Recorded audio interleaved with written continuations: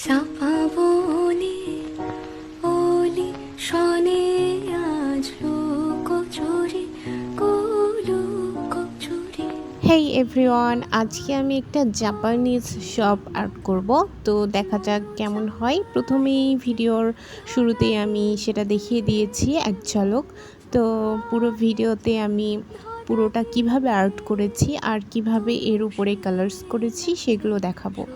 আমি প্রথমেই বলে রাখি, এই পেন্টিংটা বা এই আর্টটা কিন্তু আমি অ্যাক্রিলিক কালার দিয়ে করেছি, আর এর সাথে কোনো ওয়াটার কালার মিক্সড করিনি।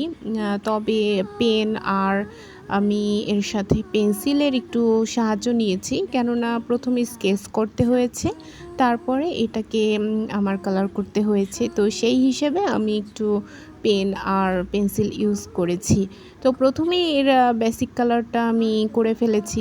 এর যে চালের উপর যে বেসিক কালারটা থাকে সেটা আমি হালকা করে নিয়েছি, আর এর উপর দিয়ে আমি হালকা করে যে গ্রিন কালারটা ছিল একদম অল্প করে নিয়ে সেটা অ্যাপ্লাই করেছি। দেন যেটা করেছি সেটা হচ্ছে এর যে নিচের শ্যাডোগুলো ছিল সেগুলোকে ক্লিয়ার করে দেওয়ার ট্রাই করেছি। আমি জানি ভিডিওতে পুরোপুরি বোঝা যাচ্ছে না, স্পিডটা আমি অনেক বাড়িয়ে দিয়েছি, কেননা ভিডিওটা অনেক লং হয়ে যাচ্ছিল, আর কেউ এত সময় ধরে একটা ভিডিও কখনোই দেখে না। তো শুধুমাত্র তারাই দেখে যারা আর্ট আসলে করতে চায়, তো বা যারা শিখতে চায়। তো যাই হোক, এই জন্য আমি স্পিডটা একদম বাড়িয়ে দিয়েছি। এখানে যেটা বেশি ভালো লেগেছে সেটা হচ্ছে আমার কাছে এর কালার্সটা অনেক ভালো লেগেছে।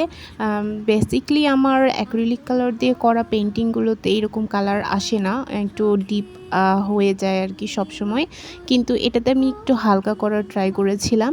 তারপরেও হালকা হয়েছে, কিন্তু পুরোপুরি আমার মনের মতো হয়নি আমি যেরকম করতে চেয়েছিলাম। তো যাই হোক, যেরকমই হয়েছে আমার কাছে বেস্ট লেগেছে। আর তোমাদের কাছে কেমন লেগেছে অবশ্যই আমাকে জানাবা। এর যে জানালাটা ছিল সেটা কিন্তু আমি স্কাই কালার করেছি, আর এর উপর দিয়ে একটু ব্ল্যাক কালার দিয়েছিলাম যেন এর শ্যাডোগুলো বোঝা যায়। তো যাই হোক, পুরোপুরি পেন্টিংটা শেষ করতে আমার বেশি সময় লাগেনি, 20 থেকে 30 মিনিট বা 40 মিনিটের মধ্যে লেগেছিল, কেননা এটা যেহেতু কালার্স করেছি তো সেই হিসেবে একটু তো সময় লাগবেই। আর যদি স্কেচ করতাম বা শুধু আর্ট লাইনগুলোকে করতাম তাহলে এর থেকেও কম সময় লাগতো।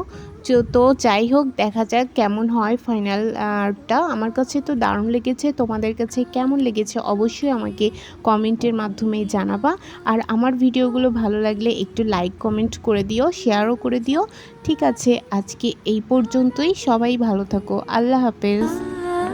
মধুমালতে ডাকে আয় ফুল ফাগুনের